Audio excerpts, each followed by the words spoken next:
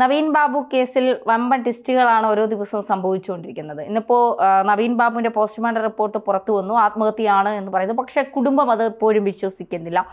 കുടുംബത്തിലെ ഒരു അംഗം ആരോപിക്കുന്നത് പരിയാരം മെഡിക്കൽ കോളേജിൽ കൊണ്ടുപോണ്ട എന്ന് പറഞ്ഞതാണ്. ബന്ധുക്കളുടെ സാന്നിധ്യത്തിലല്ല ഇൻക്വസ്റ്റ് പൂർത്തിയാക്കിയത്. അതിപ്പോൾ പോലീസ് സമ്മതിക്കുന്നുണ്ട്. പക്ഷെ കളക്ടർ തങ്ങൾക്ക് ഉറപ്പ് തന്നതാണ് ഒന്നും സംഭവിക്കില്ല, അങ്ങോട്ട് കൊണ്ടുപോകില്ല എന്ന്. പക്ഷേ അവിടെ കൊണ്ടുപോയി പോസ്റ്റ്മോർട്ടം റിപ്പോർട്ട് പുറത്തു വന്നു. ഒരു ആത്മഹത്യയുടെ എല്ലാ കാര്യങ്ങളുമാണ് ആ പോസ്റ്റ്മോർട്ടം റിപ്പോർട്ടിൽ പറഞ്ഞിരിക്കുന്നത്. ഒരു CBI അന്വേഷണം നമുക്ക് ഇതിലൂടെ പ്രതീക്ഷിക്കാൻ സാധിക്കുമോ? ഇപ്പോൾ ദിവ്യ രാഷ്ട്രീയത്തിലേക്ക് തിരിച്ചു വരുന്നതിനുള്ള ആദ്യപടിയായി പഞ്ചായത്ത് ധനകാര്യ സ്ഥിരം സമിതി അംഗത്തിലേക്ക് ദിവ്യയെ കൊണ്ടുവരുന്നു. അപ്പോൾ മൊത്തത്തിൽ നവീൻ ബാബു മറഞ്ഞു, ഇനി ഇല്ല. അതിൻ്റെ പേരിൽ പഴികേട്ടവരെല്ലാം സുരക്ഷിതമായ ഇടങ്ങളിലേക്ക് എത്തുന്നു എന്നുള്ളതാണ്. CPM നവീൻ ബാബുവിൻ്റെ കുടുംബത്തെ പൂർണ്ണമായും കൈവിട്ടോ? ഇതിൻ്റെ ഒരു അവസാന ഉത്തരം എന്ന് പറയുന്നത് എനിക്ക് തോന്നുന്നു ഒരു 3-4 ദിവസം കഴിയുമ്പോൾ കോടതിയുടെ തീരുമാനത്തിലോടുകൂടി മാത്രമേ പുറത്തു വരാനുള്ള സാധ്യതയുള്ളൂ.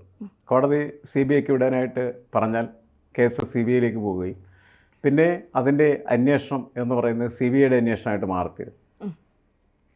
കേരളത്തിലെ ജനങ്ങളെ സംബന്ധിച്ചിടത്തോളം പല കേസുകളിലും കേരളത്തിലെ പോലീസിൻ്റെ അന്വേഷണം എന്ന് പറയുന്നത് സ്വീകാര്യമല്ലാതായി മാറുന്നുണ്ട്.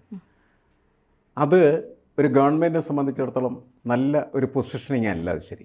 കാരണം കേരളത്തിലെ പോലീസ് ചീത്തയാണെന്ന് ആരും പറയുന്നില്ല, അവർക്ക് കാര്യക്ഷമതയില്ല എന്നും പറയുന്നില്ല. പക്ഷേ പല കാര്യങ്ങളിലും അവരുടെ കാര്യക്ഷമത എന്ന് പറയുന്നത് ചോദ്യം ചെയ്യപ്പെട്ടു. അത് രാഷ്ട്രീയത്തിൻ്റെ അതിപ്രസരം പോലീസിലേക്ക് കടക്കുന്നു എന്നുള്ളതിൻ്റെ പേരിലാണ് എന്നാണ് പൊതുവെ വിലയിരുത്തപ്പെടുന്നത്. ഇപ്പോൾ രാഷ്ട്രീയ ഇടപെടലില്ലാതെ ഒരു കേസ് അന്വേഷിക്കാനായിട്ട് കേരള പോലീസ് തയ്യാറായി കഴിഞ്ഞാൽ കേരള പോലീസിൻ്റെ വിശ്വാസ്യത പൂർണ്ണമായിട്ട് എന്ത് ചെയ്യാൻ പറ്റും? വീണ്ടെടുക്കാനായിട്ട് കഴിയും. പക്ഷേ ഗവൺമെൻറ്റിൻ്റെ നേതൃത്വം കൊടുക്കുന്ന പാർട്ടി ഒന്നും അങ്ങനെ ആ കാര്യം അവർ സമ്മതിച്ചിരുന്നില്ല. അവർ പറയുന്ന അവരതിനകത്തൊന്നും ഇടപെടുന്നില്ല. പോലീസ് വളരെ കൃത്യമായിട്ടുള്ള രീതിയിൽ അന്വേഷണം നടത്തുന്നു എന്നാണ് പറയുന്നത്. ഇത് ഇപ്പോൾ ഉള്ള പ്രശ്നം എന്താണെന്ന് വെച്ചാൽ പോസ്റ്റ്മോർട്ടം റിപ്പോർട്ടിനെ സംബന്ധിച്ചിടത്തോളം ഉള്ള തർക്കമാണ്.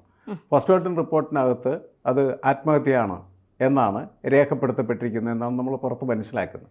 അങ്ങനെയാണെങ്കിൽ പിന്നീട് അതൊരു കൊലപാതക സാധ്യതയിലേക്ക് അന്വേഷണം പോകണം എന്നുണ്ടെങ്കിൽ നമ്മളുടെ കേരളത്തിലുള്ള പോലീസോ അല്ലെങ്കിൽ നമ്മളുടെ ഒരു സ്പെഷ്യൽ ടീമോ അന്വേഷിച്ചാൽ അതിന് ആ തരത്തിലേക്ക് പോകാനായിട്ടുള്ളൊരു ഡൈമെൻഷൻ ഇല്ല എന്നുള്ളതാണ്.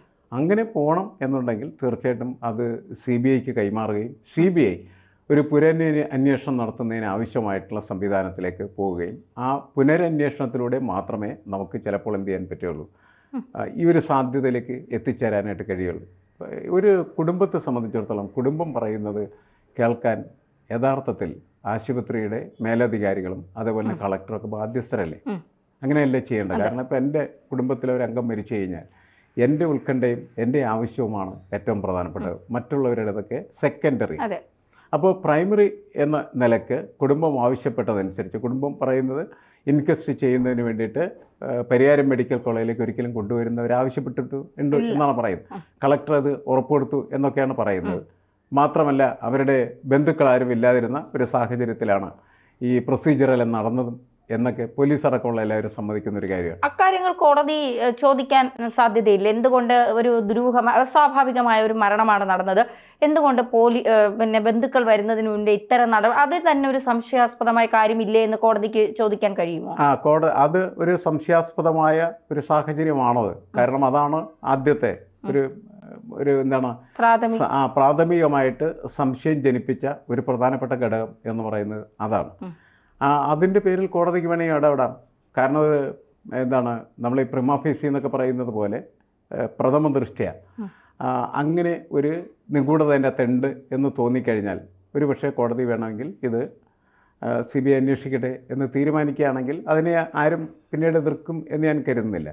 കാരണം കോടതി എന്ത് പറയുന്നു അത് കേൾക്കാനായിട്ട് സർക്കാരും അതേപോലെ തന്നെ പാർട്ടിയും പൊതുസമൂഹം തയ്യാറാവും. ഇപ്പോൾ കോടതിയുടെ കയ്യിലാണ് യഥാർത്ഥത്തിൽ നവീൻ ബാബുവിൻ്റെ കേസ് ഇരിക്കുന്നത് എന്നാണ് നമ്മൾ മനസ്സിലാക്കേണ്ടത്. കോടതി CBI അന്വേഷിക്കട്ടെ എന്ന് പറഞ്ഞാൽ CBI അന്വേഷണം നടക്കും.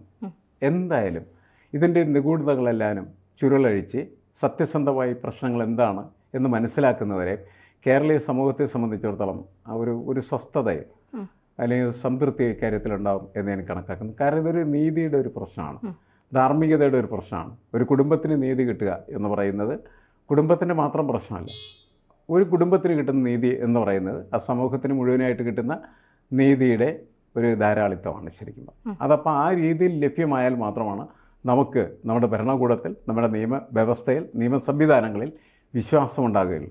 ആ ഒരു വിശ്വാസത്തിൻ്റെ കൂടി പ്രശ്നമായിട്ട് നവീൻ ബാബു കേസ് മാറിക്കൊണ്ടിരിക്കുകയാണ്. പക്ഷേ ഇപ്പോൾ പിന്നെ മഞ്ജുഷയും കുടുംബത്തെയും ചേർത്ത് പിടിക്കുന്നു എന്ന് പറഞ്ഞിട്ട് ഇപ്പോൾ ചേർത്ത് പിടിക്കുന്നത് മുഴുവൻ ദിവ്യയാണ്.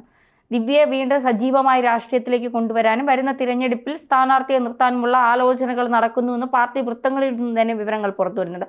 അതിൻ്റെ ആദ്യപടിയാണ് ഈ പഞ്ചായത്ത് ധനകാര്യ സ്ഥിരസമിതി അംഗമായി ദിവ്യയെ തിരിച്ചെടുക്കുന്നു എന്നുള്ളത്. ഇത്തരത്തിൽ പച്ചയായി നവീൻ്റെ കുടുംബത്തെ തള്ളിക്കൊണ്ട് ദിവ്യയെ സ്വീകരിക്കുന്ന ഒരു നിലപാട്, അപ്പോൾ പാർട്ടി പറഞ്ഞത് ഇതുവരെ പറഞ്ഞുകൊണ്ടിരുന്നത് മുഴുവൻ കള്ളമല്ലേ? അല്ല, ദിവ്യയെ അനുകൂലിക്കുന്നവരും ചോദിക്കുന്ന ഒരു ചോദ്യം എന്ന് പറയുന്നത്, ഒരു ബ്യൂറോക്രസിയുടെ പാർട്ടായിട്ട് പ്രവർത്തിക്കുന്ന ഒരു ഉദ്യോഗസ്ഥൻ അഴിമതി ചെയ്യുന്നുണ്ടെങ്കിൽ അതിനെ ചോദ്യം ചെയ്യേണ്ടത് ആരാണ്?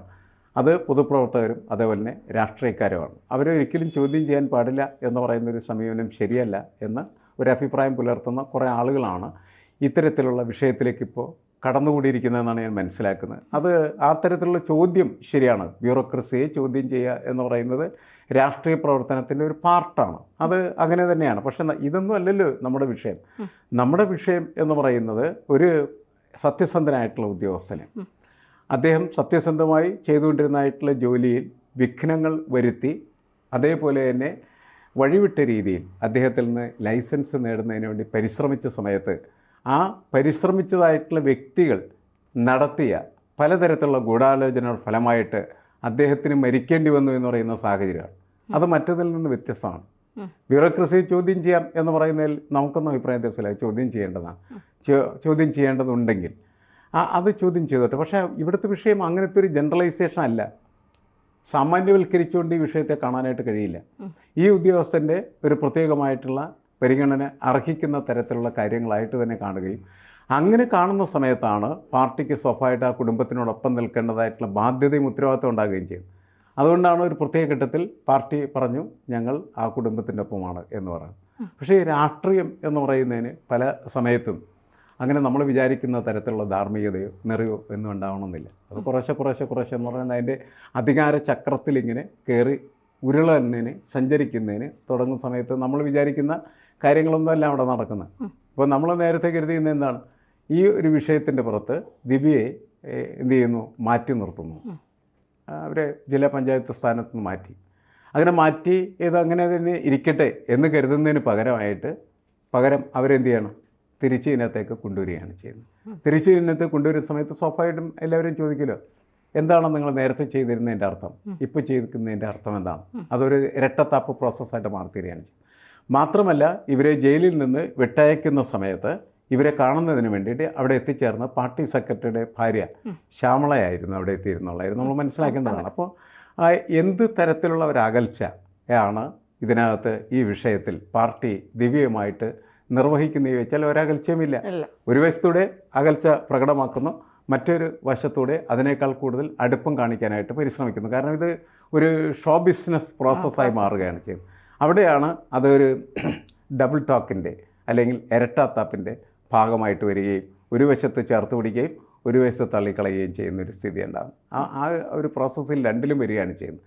ദിവ്യയോടും വരുന്നുണ്ട്, അതേപോലെ തന്നെ നവീൻ ബാബുവിൻ്റെ കുടുംബത്തിനോടും വരുന്നുണ്ട്. പക്ഷേ കൂടുതൽ വികാരപരമായും അതേപോലെ തന്നെ മാനുഷികമായും ഒക്കെ അവർ യഥാർത്ഥത്തിൽ കൂടെ നിൽക്കേണ്ടത് നവീൻ ബാബുവിൻ്റെ കുടുംബത്തോടാണ്. അങ്ങനെയാണെങ്കിൽ കുടുംബം ആവശ്യപ്പെടുന്നതായിട്ടുള്ള CBI അന്വേഷണം എന്ന് പറയുന്നത് നടക്കട്ടെ എന്നാണ് പാർട്ടി പറയേണ്ടത്. പക്ഷേ അത് പറയുന്നില്ല. അതുകൊണ്ട് എല്ലാവരും കരുതുന്നത് എന്തോ എല്ലാം ഒളിക്കുന്നതിന് ഈ പിന്മാറ്റത്തിലുണ്ട് എന്ന് തന്നെയാണ്. അതായത് പാർട്ടിക്ക് പലതരത്തിലുള്ളതായിട്ടുള്ള രഹസ്യങ്ങളും ഒളിച്ചു വെക്കാൻ വേണ്ടിയിട്ട് തന്നെയാണ് ഇതിൽ ഒരു CBI അന്വേഷണം വേണ്ട എന്ന് പാർട്ടി ശഠിക്കുന്നതെന്നാണ് ബഹുഭൂരിപക്ഷ ആളുകളും വിശ്വസിക്കുന്നത്.